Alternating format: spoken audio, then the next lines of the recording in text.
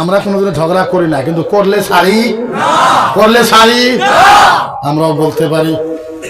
তোমরা ভাবো নাকি আমাদের মুখ নাই? আমরাও বলতে পারি।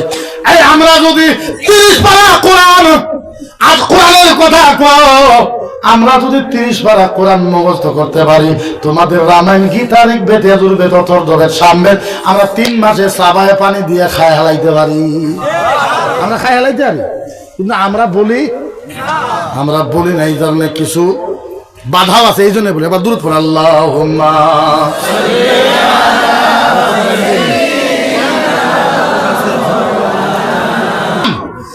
অন্তরের থেকে হয়, আল্লাহর রসুলের জন্য হয়। আমি নিজে জানি, আল্লাহর জাতের ইজ্জতের কসম খায় বলতেছি, আপনার কাম যদি আপনি অন্তরের থেকে ইসলামের কাজ করেন, আল্লাহ কুদরত থেকে আপনাকে সহায় করবে করবে করবে করবে করবে মনে রাখবেন। আমার 2022 আর 23 আমার প্রায় কেসে টাকা গেছে 80 লক্ষ। কত? 80 লক্ষ টাকা গেছে। কোথায় পাইলাম? কারণ ভাই, একটা সভাতে গেলে, আমি দরঙের সভা করলে 20,000 টাকা দেয়, বাইরের সভা গেলে 25,000 টাকা দেয়, কিন্তু আমার সাথে এভরি টাইম 5 জন আলেম থাকে, 2 জন মুফতি থাকে। রিক্সের মানুষ আমি, একা একা যাওয়াটা আমার জন্য পসিবল, সৈয়দ সাহেব জানে আমার জন্য পসিবল না। আপ ডাউনে কিবা করে 15-16 হাজার টাকা খরচ হয়ে যায়, 8-10 হাজার টাকা। তো 8-10 হাজার টাকা করে জমায় আপনি 80 লাখ টাকা ঋণ মারতে পারবেন?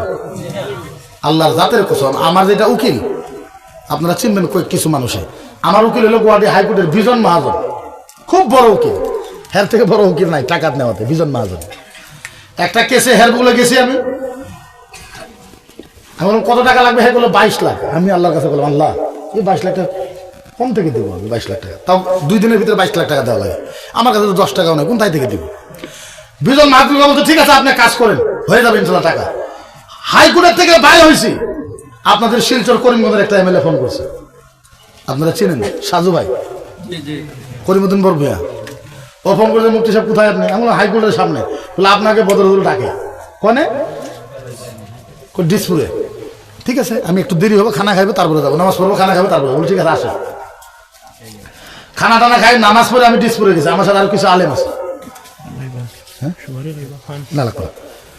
ডিসপুরে গেছি, আমার সাথে কিছু আলেম আছে, যাই দেখি যে সিরাজউদ্দিন আজমল, বদল ভাই যে ভাই আছে, ওনার হলে সব বসে রয়েছে, বদরুল সুদ্দা। ওখানে যায় বসা, আর আমার উকিল বিজন মাহাজনে ফোন করছে, মুফতি সাহেব। বলে কি? বলে আপনার 22 লাখ টাকা আমারে দিয়ে দিছে। আপনার 22 লাখ টাকা আমারে দিয়ে দিছে। কে দিছে? ফোন কেটে দিল।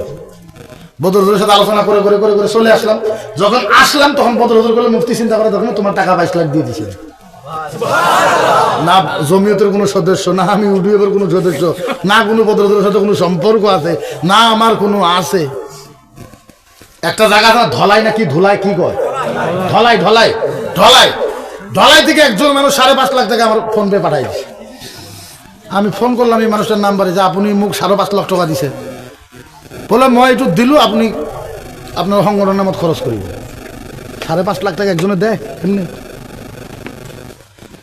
80 লাখ টাকা আমার কেসে গিয়েছে। আমার মনে হয় 90 লক্ষ টাকা খোদার কসম বিনা চাওয়াতে মানুষে দিছে। জীবনে কার কাছে হাত পাতে নেই যে দাও, এমনি দিয়েছে মানুষ। কোথায় থেকে টাকা আসছে আমি নিজেও কইতে পারি, আমি 14 দিন জেলে আসলাম। আমার ছেলে বড়টার নাম জুনাইদ রাজা। এই স্কুলে পড়ে ক্লাস 6। তো আমি জেলে পড়ার পরে আমি সপ্তাহে স্কুলে যাই, খবর নেই। তো জেলে পড়ার পরে, জেলের থেকে বাড়ানোর পরে 3 দিন পরে আমি স্কুলে গেছি। যাই বলছি যে জুনাইদের ফিস কত হইল? বলে ফিস তো দেওয়া হয়েছে। কে দিছে? বলে বিগত 2023, 24, 25 3 বছরের ফিস কেরা আপনার ফিল আপ করে দিয়ে গেছে।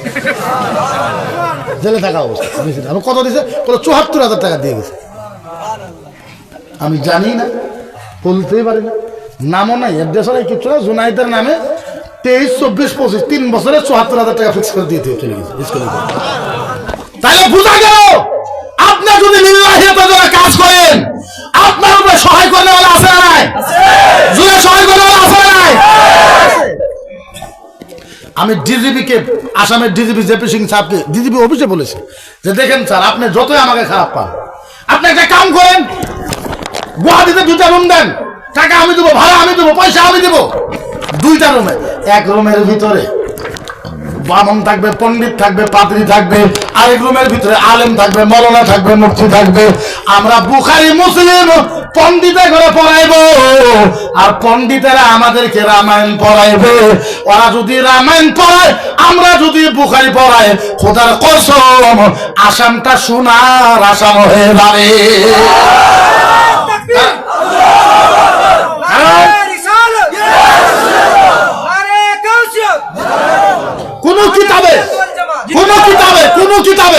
কোন কিতাবে খারাপ লেখা, আমি তো আপনাদেরকে আহ্বান করবো, রামায়ণ পড়েন, গীতা পড়েন, ভাগবত পড়েন, বেদ পড়েন।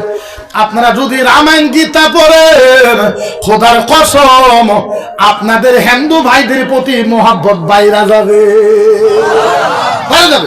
কারণ হিন্দু কিতাবের ভিতরে ইসলাম বিরোধী, নবী বিরোধী, আল্লাহ বিরোধী, খোদা বিরোধী, কোরআন বিরোধী একটা শব্দ লেখা নাই। হিন্দু কিতাবের ভিতরে মুসলমান বিরোধী কোনো শব্দ লেখা নাই। ইসলামের বুখারী, মুসলিম, আবু দাউদ, নিসাই, ইবনে মাজাহ, তিরমিজি ইসলামের কিতাবে হিন্দু বিরোধী একটা শব্দ লেখা নাই। আবার কইবেন যে হুজুর তাহলে ঝগড়া কেন হয়, সাম্প্রদায়িক দাঙ্গা কইজ? কয়েকজন পোকা আছে মুসলমানের ভিতরে, পোকা বুঝেননি? কয়েকটা পোকা আছে মুসলমানের খুব খারাপ, কয়েকটা পোকা আছে হিন্দুরও কয়েকটা খারাপ। এই পোকা খেলে যদি মরে যায়, আসামটা সোনার বাংলা হয়ে যাবে। আমাদের কয়েকটা আছে, উত্তর লক্ষিমপুরে একটা জন্ম হয়েছে, নাম জানেন তো? হে আমার নামেরও বদনামি করে দিছে।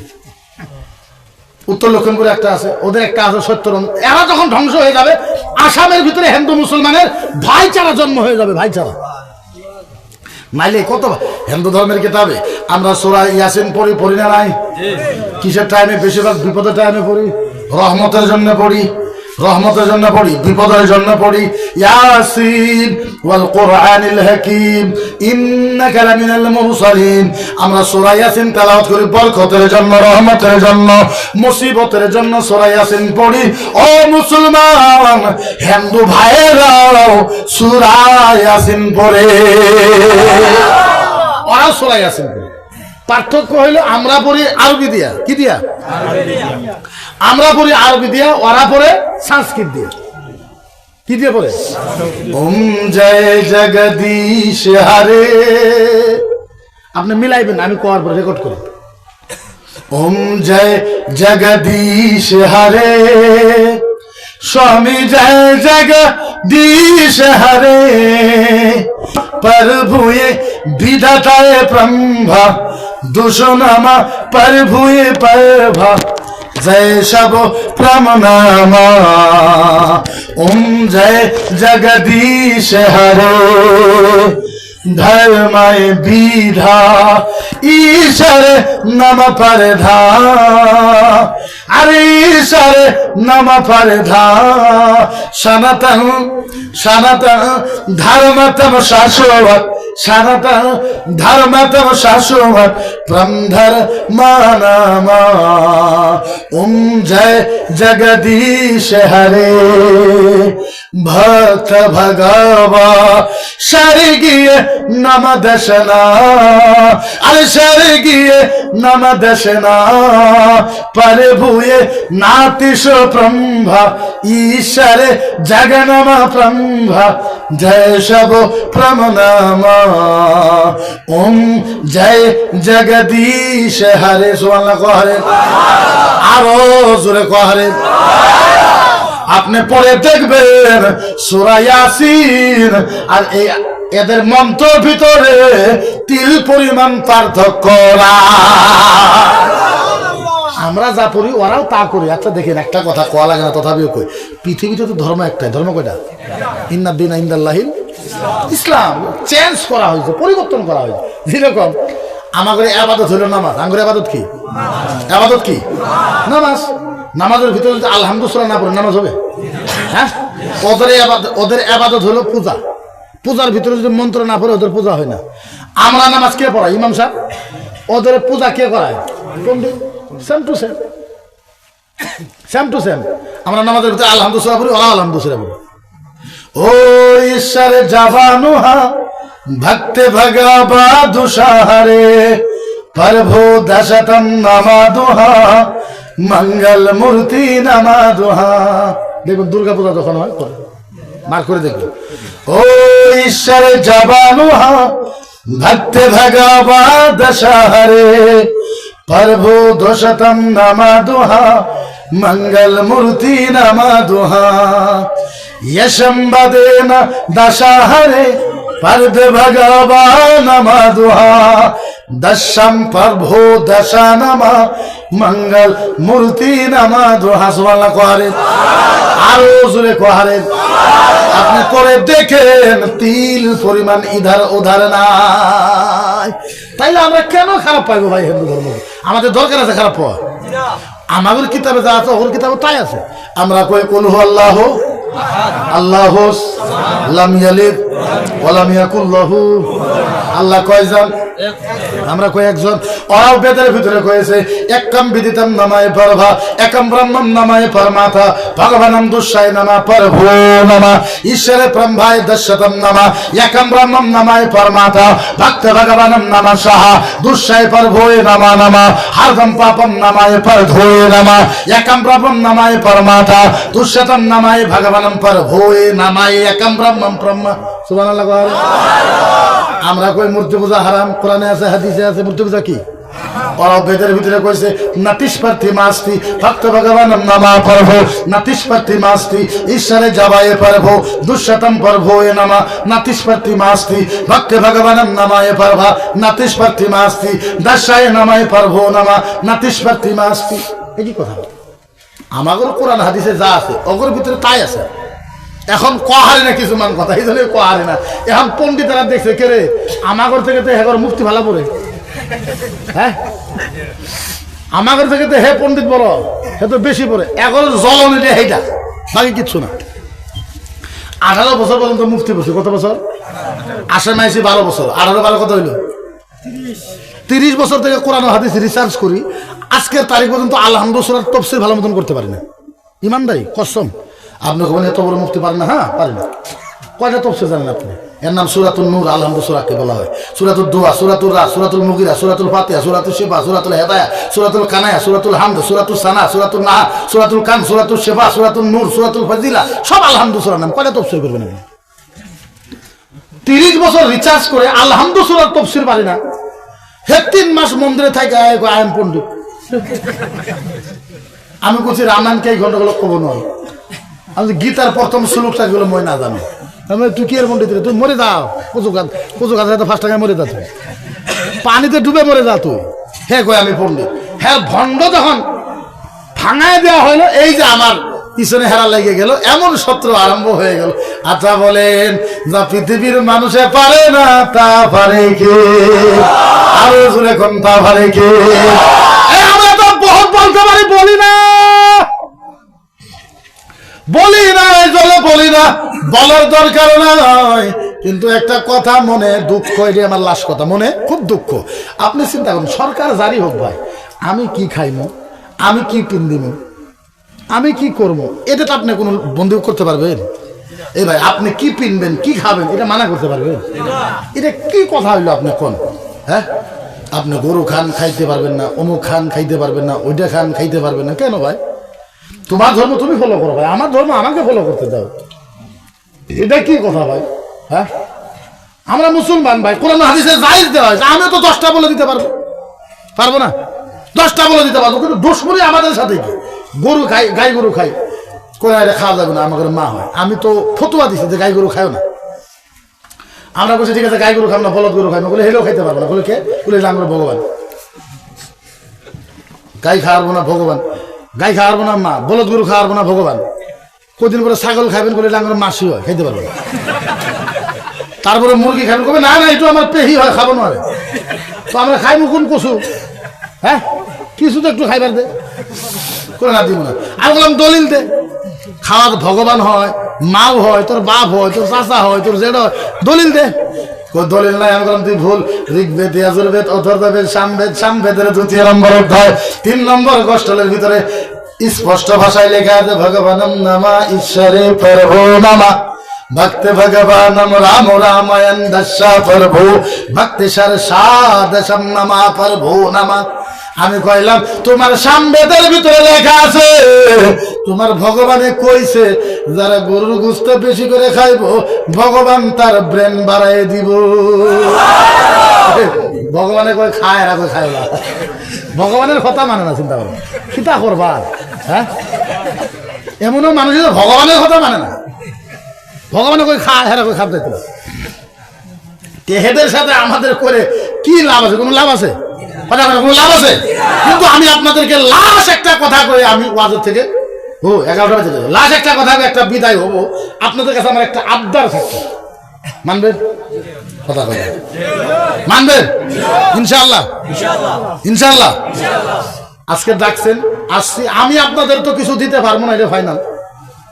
কিন্তু আমি মুসাফির হিসাবে আমি কলিজার বুটার থেকে, কলিজার বুটা চিনেন? হ্যাঁ কলিজার বুটা চিনেন? মুসাফির হিসাবে কলিজার বুটার থেকে প্রাণ ভরে 2 চোখের পানি ফেলায় হাত তুলে আপনাদের জন্য একটু দোয়া করে দিতে পারবো, দোয়া করে দিতে পারবো আপনাদের জন্য। এর বাহিরে আমি কিচ্ছু করতে পারবো না, এতটুকু দোয়া করে দিতে পারবো, প্রাণ খুলে চোখের পানি ফেলায় আপনাদের জন্য দোয়া করে দিতে পারবো। আর আমি একটা আবদার জানাই আপনাদের কাছে, আপনারা সবাই আমার জন্য দোয়া করবেন। দোয়া করবেন তো?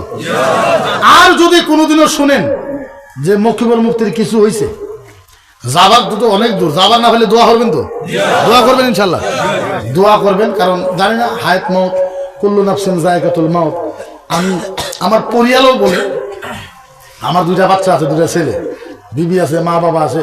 আপনারা জানেন না আমার বাড়িতে মাসে 15 দিন রান্না বাড়া হয় না, 15 দিন ম্যাক্সিমাম 15 দিন রান্না বাড়া হয় না। সবাই টেনশনে থাকে সবাই। আর আপনার দুয়ার বরকতে দরং জেলায় যত আলেম আছে সবচেয়ে আমার বাবার অর্থ সম্পত্তি বেশি। তো আব্বা বলে, বিবিও কয়, ছেলেরা বলে যে এত কেন বলা লাগে। তো আমি কেন বলি এটা আমি জানি আর আমার আল্লাহ জানে।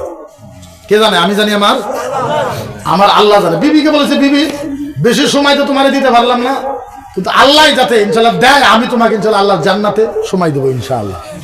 আর আল্লাহ যাতে আমার এই কথার লিহাজটা আল্লাহ যাতে আমাকে বেইজ্জতি না করে ইনশাআল্লাহ। বিবিকে বলেছি। দেখেন হায়াত মউতের কথা জানেন না, কিন্তু আবার কইবেন যে ভয় লাগে। ভয় না, আপনারা জানেন না আজকের তারিখ কিন্তু আমার 5টা গাড়ি ভাঙছে। আপনাকে যখন ডাইরেক্ট কেউ ফোন করে বলবে যে মুফতি তুমি কোনো যাও তাও জানি, গুয়াহাটিতে কখন আসো তাও জানি, তোমার গাড়ি কোনো রাখা হয় তাও জানি, তোমার গাড়ির প্লেট নম্বর কত তাও জানি, আর তোমার গাড়িতে বম কিভাবে করে দেওয়া লাগে তাও জানি, তো আপনার ভয় লাগবে না? ডেফিনেটলি লাগবে। আজকে 10 দিন হয় নাই, বোধহয় 8 দিন বা 7 দিন গোয়ালপাড়ে একটা জায়গা আছে, নাম হলো আগিয়া। গোয়ালপাড়া টাউনে সভা করে আসতেছি রাত্রে 2টা বাজছে। আমার সাথে 500 জন আলিম ছিল। এই বড় বড় আম দাও দিয়ে গাড়িতে অ্যাটাক করেছে, গাড়ি দিয়ে অ্যাটাক করেছে। তো আমি আল্লাহর কাছে বলেছি যে 2026 হলেও মরা লাগবে, 30 হলেও মরা লাগবে, 40 হলেও মরা লাগবে। মরা লাগবে না? মরণ তো হবেই। এমনি মরে খিদা লাভ আছে? হ্যাঁ, আল্লাহ কইছে কুল্লু নাফসিন যায়কাতুল মাউত, হর নফস কা মৌত কা মজা চাখনা হে। আল্লাহ কইছে মরণে মজা আছে। তো মানুষ মরলে মজা পায় কি? হ্যাঁ, মানুষ মরলে কোথায় মজা পায়? মজা তো পায় না, কোনো পাইবেন। আল্লাহ কইছে যদি মরো নবীর জন্য মরো, দিনের জন্য মরো, কোরআনের জন্য জীবন দাও। মরার দেরি, জীবনটা যাওয়ার দেরি, নবী ধর্মে ডাইরেক্ট জান্নাতে দিয়ে দিবে আল্লাহ। একেই বলা হয় কুল্লু নাফসিন যায়কাতুল মাউত, হর নফস কা মৌত কা মজা চাখনা হে। ইসলামের জন্য সাবিলিল্লাহ, আল্লাহর জন্য, নবীর জন্য মারা যাও, নবীর জন্য মারা যাও। মরার দেরি, জান্নাতে যাওয়া দেরি হবে, জান্নাতে যাওয়া দেরি হবে না। আমার সাথে যেগুলো আলেম থাকে এরাও ভয় করে। ভয় মানে কি? এদের হোয়াটসঅ্যাপে এই বড় বড় আমদাও পাঠিয়ে দেয়, কাশি পাঠিয়ে দেয় হোয়াটসঅ্যাপ, মুফতিকে ছাইরা দে, নাহলে তোদেরকে কাটবো। কি করবেন? উপায় নাই। নাহলে আমার সাথে একজন মানুষ হলেই তো যথেষ্ট, কিন্তু আমার সাথে 5 জন মানুষ থাকে এভরি টাইম মানে এভরি মান্থ, এভরি ইয়ার, দিন রাত 24 ঘন্টা। কিন্তু ওনাদের আমি হক আদা করতে পারি না। আলিমদের 2 জন মুফতি থাকে, হক আদা করতে পারি না। কারণ একটা আলেম, যে কটা আলেম আছে একজনের বাদে সব বিবাহিত। দিন রাত 24 ঘন্টা ওরা ইসলামের জন্য সাদগা করে দিয়েছে, ইসলামের জন্য সাদগা করে দিয়েছে। আমি দোয়া করি আল্লাহ যাতে ওনাদের যে কষ্ট আল্লাহ যাতে কবুল করে সকল আল্লাহুম্মা আমিন। আমি চাই আপনারা যত লোক এই মাহফিলে আছেন, বেশি লোক তো এই মাহফিলে নাই, অল্প লোক আছেন, এটা আবার বেলেগ কোনো মাইন্ডে নেবেন না। আমি চাইবো যে আপনারা যেতুরি মানুষ আছেন সবার সাথে একটু মুসাফা করুন। আপনারা যা টাকা দেবেন, 1000 টাকা হোক, 500 টাকা হোক, এই টাকাটা এই কবরস্থান তো না, কবরস্থানের সাথে থাকবো। তো আমি সর্বপ্রথম 4 থেকে 5 জন মানুষের সাথে মুসাফা করব। দেখেন আগেই বলি, আমি কিছু দিতে পারবো না আপনাকে, অন্তরের হৃদয় থেকে কলিজার গুড়ের থেকে মুসাফির হিসাবে আমি আপনার জন্য দোয়া করব। কলিজার গুড়ের থেকে, অন্তরের হৃদয় থেকে আমি আপনার জন্য এই শুনেন দোয়া করতে পারবো, এতটুকু করতে। আর যদি ভাবেন যে মকিবুল মুফতি ইসলামের জন্য কিছু করেছে, আর একটা বস্তু আমি আপনাকে গ্যারান্টি দেই, মনে রাখবেন, লাইভে মনে রাখবেন, যারা আছেন সবাই মনে রাখবেন, যদি আপনার দানটা আপনি যদি খুলুস নিয়তে দেন, আপনার যদি বিশ্বাস না হয়, আমার ম্যানেজার থেকে আপনি নাম্বার নেন, আপনার নাম্বারটা আমাকে দিবেন, আপনি আমার নাম্বারটা নেবেন, আপনি যোগাযোগ করবেন। যদি আপনার অন্তর থেকে আপনি দান করেন, আল্লাহর জাতের ইজ্জতের কসম, যা দান করবেন তার থেকে 10 ডাবল 6 মাসের ভিতরে আপনি আল্লাহ আপনাকে দিবেন। বিশ্বাস না হলে আপনি আমার নাম্বার নেন, আপনি আমাকে যোগাযোগ করবেন, কিন্তু নিয়ত খুলুস এন্ড খালিস হওয়া লাগবে। তো আমি সর্বপ্রথম 5 জন ভাইয়ের সাথে মুসাফা করবো, সবার সাথেই করবো, পরে আমি সবার সাথে 1000 করে টাকা দেবেন কবরস্থানে। সর্বপ্রথম একটা ছেলে আসো তো, 1000 টাকা, এটা আমাকে নগদ লাগবে, কিন্তু বাকি টাকা নগদ দেওয়া লাগবে। যারা দিবা আসো, যার কাছে আছে আসো, একজন মানুষ আসো প্রথমে। কি নাম? বাবা মা আছে? বাবা